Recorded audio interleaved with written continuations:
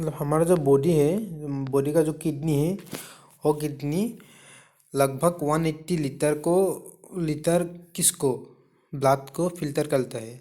हमारा ब्लड तो 180 लीटर नहीं होता है, 4 लीटर 5 लीटर ही होता है। तो 180 लीटर मतलब मतलब 180 लीटर के बराबर उसको फिल्टर करता है।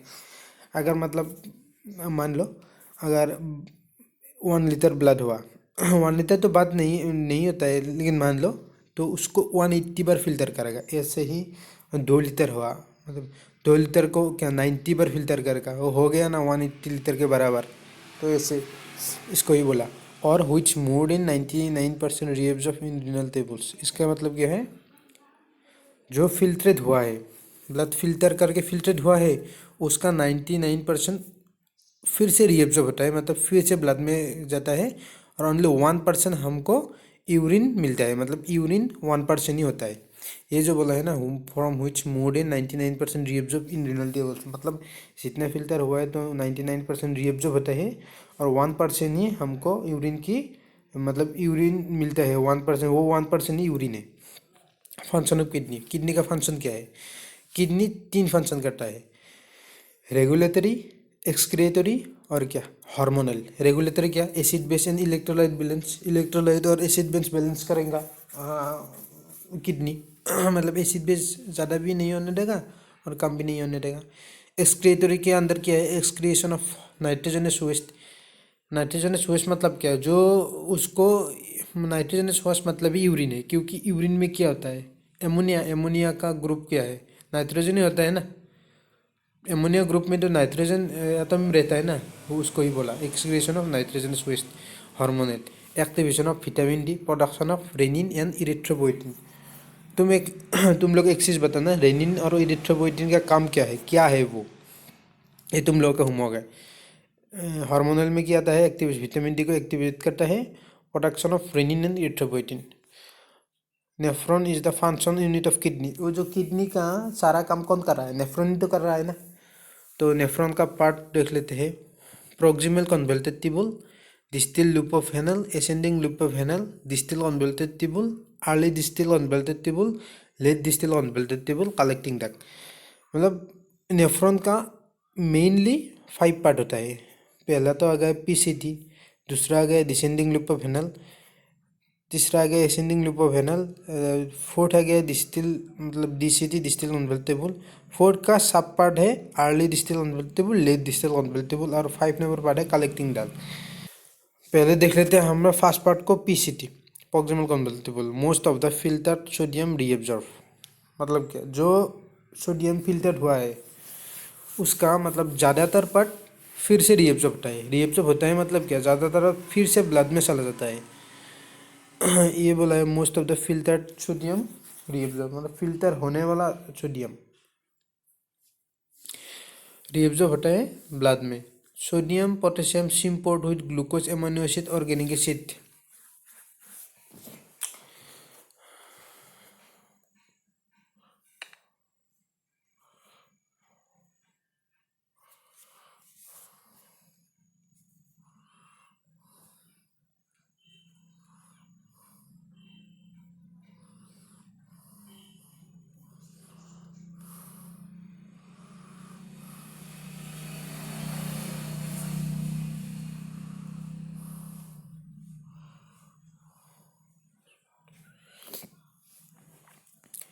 दूसरा पॉइंट पे किया है, sodium potassium symport with glucose amino acid organic anion and phosphate. Sodium और पोटेशियम सिम्पोर्ट होता है। सिम्पोर्ट मतलब क्या, अगर मान लो अगर एक तरफ एक तरफ ही सारा आयन जा रहा है, उसको बोलेंगे सिम्पोर्ट। मतलब 2 एटम की एग्जांपल देता हूँ, 2 मोलिक्यूल की एग्जांपल देता हूँ। हाँ, सोडियम मतलब और क्लोराइड। हाँ, अगर सोडियम और क्लोराइड एक ही डायरेक्शन में एक ही जगह पर जा रहा है तो उसको बोलेंगे हम सिम्पोर्ट। और सोडियम और क्लोराइड अपोजिट डायरेक्शन में जा रहा है दोनों, उसको बोलेंगे एंटीपोर्ट। सिम्पोर्ट मतलब क्या, sodium potassium symport with glucose amino acid organic anion and phosphate. मतलब सोडियम और पोटेशियम एक तरह भी जाता है glucose, amino acid, organic anion और फॉस्फेट। मतलब फॉस्फेट मतलब ये सब और सोडियम एंड पोटेशियम एक तरह भी जाता है। एक तरफ मतलब कहाँ, ल्यूमेन में जाता है सब। ल्यूमेन मतलब क्या, जो हमारा नेफ्रॉन की डायमीटर है, नेफ्रॉन की जो पाइप है उसका जो डायमीटर है उसको बोलेंगे lumen. Carbonic anhydrase play important role in exchange of sodium hydrogen and help in reabsorption of bicarbonate ion. Carbonic anhydrase एक एंजाइम है, वो नेफ्रॉन में रहता है, नेफ्रॉन के कौन सा पार्ट पर, पीसीटी पार्ट पर, और वो सोडियम और हाइड्रोजन को एक्सचेंज होने में हेल्प करता है और बाइकार्बोनेट को भी मतलब वो रिएब्जॉर्ब होने पे हेल्प करता है। डिसेंडिंग लूप का क्या है, impermeable to sodium and urea and permeable to water. मतलब वो इसमें वाटर परमिएबल हो सकता है, मतलब क्रॉस कर सकता है उसका, मतलब वाटर का मोलिकुल का जो साइज है उससे बड़ा डिसेंडिंग लूप का साइज है, तो वाटर इजीली पार्ट होगा और मतलब सोडियम और यूरिया इजीली क्रॉस नहीं हो पाएगा। एसेंडिंग लूप के अंदर उल्टा है, impermeable to water and permeable sodium chloride, also magnesium and calcium reabsorb. DCT, early DCT, impermeable to water and permeable to sodium chloride। जिस सेमी मतलब वो एसेंडिंग लूप की तरह ही है। लेट डिस्टिल ऑन बेल्ट, तो लेट डिस्टिल ऑन बेल्ट के table के अंदर क्या है, sodium actively reabsorb, sodium reabsorb होता है। The cation and anion balance maintained partly by passive of chloride diffusion and partly by secretion of potassium and hydrogen। इसका मतलब क्या, जो कैटायन एंड एनायन है उसका वो बैलेंस होता है। मतलब अगर बॉडी में कैटायन और एनायन बैलेंस नहीं होगा, मतलब कैटायन ज़्यादा या एनायन ज़्यादा होगा, तो वो तो कुछ ना कुछ हार्मफुल इफेक्ट दिखाएगा ना, तो इसको बैलेंस करता है। और वो बैलेंस कौन मेंटेन करता है, passive of chloride diffusion and partly bye secretion of potassium and hydrogen, ये दोनों मिलकर उसको मेंटेन करता है। The absorption of sodium through a specific amiloride sensitive sodium channel is controlled by aldosterone। वो जो सोडियम एक्टिवली रिएब्जॉर्ब हो रहा था, ये किसके थ्रू हो रहा था, एक चैनल है एमिलोराइड सेंसिटिव चैनल, एक स्पेसिफिक एक चैनल है सोडियम का, उसको वो एमिलोराइड सेंसिटिव है और इसको कंट्रोल करता है एल्डोस्टेरोन। एल्डोस्टेरोन क्या है, एक हार्मोन है। Collecting duct, it consists of a series of tubular ducts that connect nephron to a minor calyx or to the renal pelvis। Collecting duct क्या है, एक उसके अंदर एक सीरीज है, सीरीज मतलब किसका सीरीज, ट्यूबुलर डक्ट का, और वो कनेक्ट करता है नेफ्रॉन को माइनर कैलिक्स और रिनल पेल्विस। मतलब जितने भी रिनल पेल्विस और माइनर कैलिक्स से जरा हुआ नेफ्रॉन है उसको सबको ही कलेक्टिंग डक्ट ही कनेक्ट करेगा उस दोनों से। Work in electrolyte and fluid balance through excretion and absorption regulated by the hormone aldosterone and vasopressin। ये कलेक्टिंग डक्ट ऑल्सो मतलब क्या करता है, इलेक्ट्रोलाइट और फ्लूइड बैलेंस को मेंटेन करता है थ्रू एक्सक्रीशन एंड एब्जॉर्प्शन। मतलब अगर फ्लूइड ज़्यादा हुआ तो उसको बैलेंस कैसे करेगा, एक्सक्रीशन करके। अगर फ्लूइड कम हो उसको बैलेंस कैसे करके, रीएब्जॉर्प्शन करके। ऐसे सेम ही मामला है इलेक्ट्रोलाइट में, regulate by the hormones aldosterone and vasopressin. और एक होमवर्क है, एल्डोस्टेरोन और वेसोप्रेसिन क्या है, इस बार आएगा कार्बोनिक एसिड एनाहाइड्रेस इनहिबिटर। इसके अंदर एक ड्रग है एसिटाजोलामाइड, ये प्रोटोटाइप ड्रग है। एसिटाजोलामाइड इस क्लास के प्रोटोटाइप ड्रग है। प्रोटोटाइप ड्रग तो जानते हो ना, dorzolamide and brinzolamide are topically use for glaucoma. ये इसको टॉपिकली यूज करता है किसके लिए, ग्लूकोमा के लिए। एसिटाजोलामाइड क्या नॉन कॉम्पिटिटिव इनहिबिटर है, ये कॉम्पीट नहीं करता है, ये ओनली इनहिबिट करता है luminal carbonic anhydrase enzyme. It reduce glomerular filtration rate. इसका यूजेस क्या है, एक निमोनिक्स है गेम, जी करके ग्लूकोमा, ए मतलब to alkaline urine acidic drug poison, अगर कोई ड्रग यूरिन को एसिडिक कर रहा है तो उसको एल्कालाइन करने में ये ड्रग यूज होगा। Mountain sickness and epilepsy. और इसका कॉन्ट्राइंडिकेटेड किया है, मतलब किसके अंदर हम नहीं दे सकते ये ड्रग, हेपाटिक साइरोसिस और सीओपीडी, इस दोनों के अंदर हम ये ड्रग को नहीं दे सकते हैं। सीओपीडी में जानते हो ना, और हेपाटिक साइरोसिस तुम लोग होमवर्क लेना, हेपाटिक साइरोसिस क्या है और सीओपीडी क्या है। Osmotic diuretics, draw water from tissue bye osmotic action, has increase electrolyte and water excretion.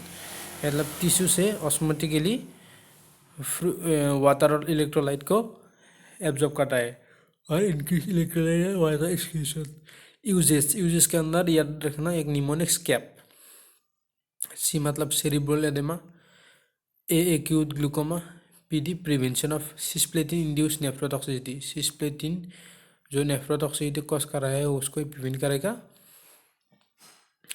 Osmotic diuretics contraindicated in, इसका भी एक mnemonics pack, pulmonary edema, acute renal failure, cerebral bleeding, mannitol. Osmotic diuretics के अंदर mannitol drug आता है, use in IV for treatment of glaucoma. Glaucoma के treatment में वो आईवी के रूप से यूज होता है mannitol. And cerebral oedema drug of choice, मतलब अगर सेरिब्रल एडेमा और ग्लूकोमा हुआ, आईवी मतलब आईवी देना पड़ा तो ये मेनिटल ड्रग को ही मतलब यूज़ किया करेगा। Reduce tubular water electrolyte reabsorption, जो हमारा कार्बोनिक एसिड एनहाइड्रेस था, एनहाइड्रेस इनहिबिटर था, वो क्या कर रहा था, ग्लोमेरुलर रेट को रिड्यूस कर रहा था। ये क्या करेगा, tubular water and electrolyte reabsorption को रिड्यूस करेगा। लूप डायरेटिक्स, अब आ गया लूप डायरेटिक्स, ये सबसे एफिशिएंट है क्योंकि इसमें बहुत सारा मतलब क्या है, पार्टिकल इसमें एक्सक्रीज होता है। मतलब मान लो वाटर की पार्टिकल, सोडियम की पार्टिकल, कैल्शियम, मैग्नीशियम, बहुत सारा, ये सबसे एफिशिएंट है। Site of action in ascending loop of Henle, it have weak carbonic and acid and inhibitory activity, thus increase secretion of bicarbonate and phosphate. एक point मान लो, वो लूप डायरेटिक्स एक कार्बोनिक एसिड एंजाइम है, उसको भी inhibit करता है, लेकिन वीक है लेकिन इनहिबिट तो करता है ना, तो उसके लिए भी उसका जो बाइकार्बोनेट और फॉस्फेट का एक्सक्रीशन है वो भी इंक्रीज करेगा। मैक्सिमम सोडियम एक्सक्रीशन, इस लूप डायरेटिक्स सबसे ज़्यादा सोडियम एक्सक्रीट करता है, और अगर सोडियम एक्सक्रीशन बहुत हो रहा है उसको हम बोलेंगे नेट्रियूरेटिक इफेक्ट। क्या, अगर सोडियम की एक्सक्रीशन ज़्यादा हो रहा है, बहुत हो रहा है, उसको बोलेंगे natriuretic effect. Excretion enhance sodium, magnesium, calcium, chloride, ये सार मोलिकुल का ये एक्सक्रीट करता है, इंक्रीज करता है एक्सक्रीशन, सोडियम, मैग्नीशियम, कैल्शियम और chloride. Decrease tubular excretion of uric acid cause hyperuricaemia. हाँ, ये ट्यूबुलर मतलब यूरिक एसिड का एक्सक्रीशन कम करता है, उसके लिए हमारा बॉडी हाइपर यूरिसेमिया कंडीशन में आ सकता है ना। बुमेथानाइट 40 times potent then furosemide and less toxic. Furosemide इसका मेन ड्रग है, और ये बुमेथानाइट वो फ्यूरेसेमाइड से 40 टाइम्स पोटेंट है और ऑटोटॉक्सिक भी कम है। और पायरेंटेनाइट 5 time potent then furosemide. Adverse effect क्या है इसका, हाइपोमैग्नीसिया। एडवर्स इफेक्ट तुम लोग ऐसे ही जान सकते हो, मैग्नीशियम को कम कर रहा है, ज़्यादा कम कर रहा है, कैल्शियम को ज़्यादा कम कर रहा है, क्लोराइड को ज़्यादा कम कर रहा है, सोडियम को ज़्यादा कम कर रहा है, तो बॉडी क्या कंडीशन में आ जाएगा, वो सब बॉडी में बहुत कम अमाउंट में रहेगा ना, तो वही हाइपोमैग्नीसिमिया, हाइपोकैलेमिया मतलब पोटेशियम लेवल का कमी होना, हाइपोकैल्सीमिया मतलब कैल्शियम लेवल का कमी होना, हाइपरग्लाइसीमिया, हाइपर यूरेसीमिया, हाइपरलिपिडीमिया और ऑटोटॉक्सिसिटी, ये सब एडवर्स इफेक्ट है लूप डायरेटिक्स का। Uses hepatic, renal and cerebral oedema, acute pulmonary and cardiac oedema, pulmonary oedema किसका कॉन्ट्राइंडिकेशन था? ऑस्मोटिक डायरेटिक्स का। लेकिन इसमें यूज आता है अगर एक बंदी हो जिसका भी हो, कोई भी एक पेशेंट का पाल्मोनरी एडेमा है, तो हम क्या नहीं दे सकते हैं, क्या दे सकते हैं मतलब डायरेटिक्स के अंदर हम उसमें ऑस्मोटिक डायरेटिक्स नहीं दे सकते हैं, लेकिन लूप डायरेटिक्स दे सकते हैं। और हाइपरटेंशन में भी यूज होता है, क्योंकि इसमें सोडियम एक्सक्रीशन ज़्यादा आ रहा है। सोडियम तो हाइपरटेंशन में बहुत गंदा रोल निभाता है ना। सोडियम क्या क्या क्या करता है? सोडियम हाइपरटेंशन में एक तो हार्ट रेट ज़्यादा करेगा, ब्लड मतलब ज़्यादा प्रेशर से होगा। एक तो ब्लड वेसल को मतलब छोटा करेगा, कॉन्स्ट्रिक्ट करेगा, और उसके भी मतलब वजह से ब्लड प्रेशर इंक्रीज हो रहा। और एक तो ब्लड वॉल्यूम इंक्रीज करेगा। सोडियम मतलब 3 तरह से प्रेशर को इंक्रीज कर रहा है, ब्लड प्रेशर को। तो अगर सोडियम को रिड्यूस किया तो वो तो हाइपरटेंशन में यूज होगा।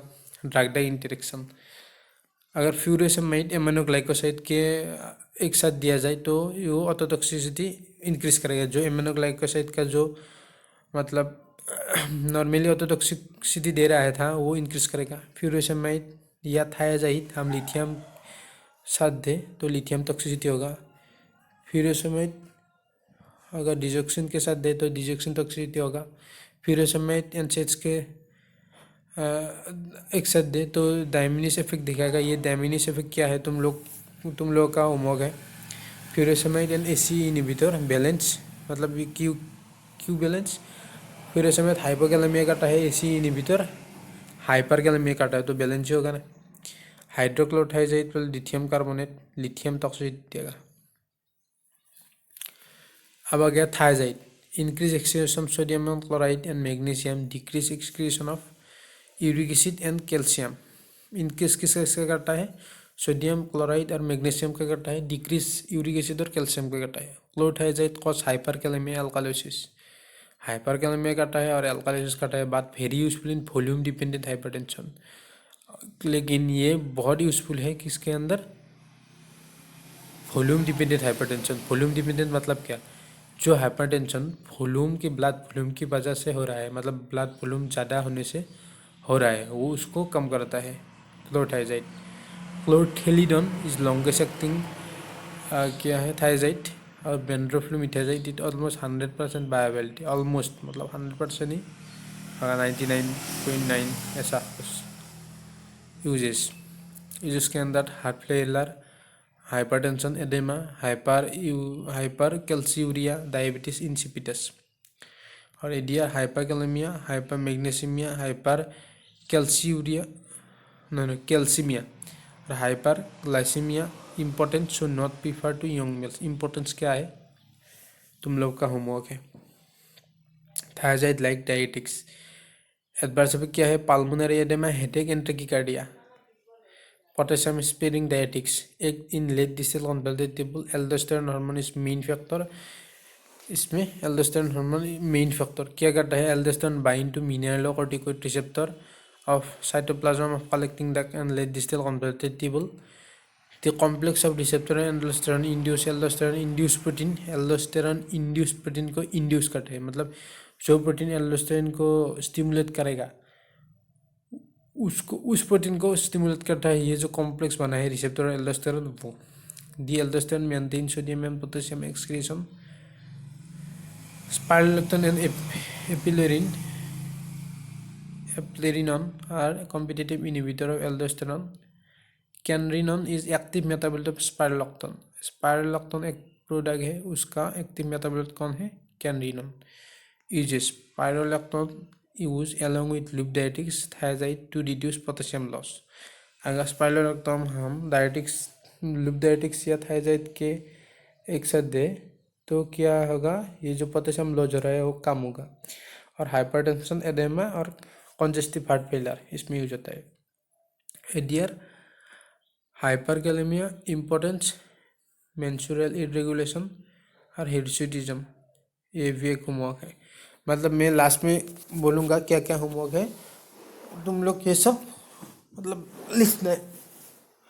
और मैं इसका जो डायरेटिक्स का मैकेनिज्म एक्शन है वो नहीं बोला, क्योंकि उसमें वीडियो बहुत ज़्यादा लंबा हो जाएगा। अगर है यूट्यूब में बहुत सारा वीडियो है, तुम लोग देख लेना। अगर तुम लोगों को मेरे से ही वीडियो सही है तो एक बार कमेंट करना, मैं उसके मतलब मैकेनिज्म एक्शन मैं वीडियो बना दूंगा। Excessive use of diuretics can cause hypovolemic shock. Hypovolemic shock मतलब क्या? ब्लड वॉल्यूम कम कर रहा है ना, तो हाइपोवोल्यूम हो रहा है, वॉल्यूम में कमी आ रहा है, तो उसी की वजह से हाइपोवोलेमिक शॉक आएगा। Metolazone is only thiazide which effective against severe renal failure. और calcium normal range 2.1 to 2.6 millimole per litre. Okay, thank you.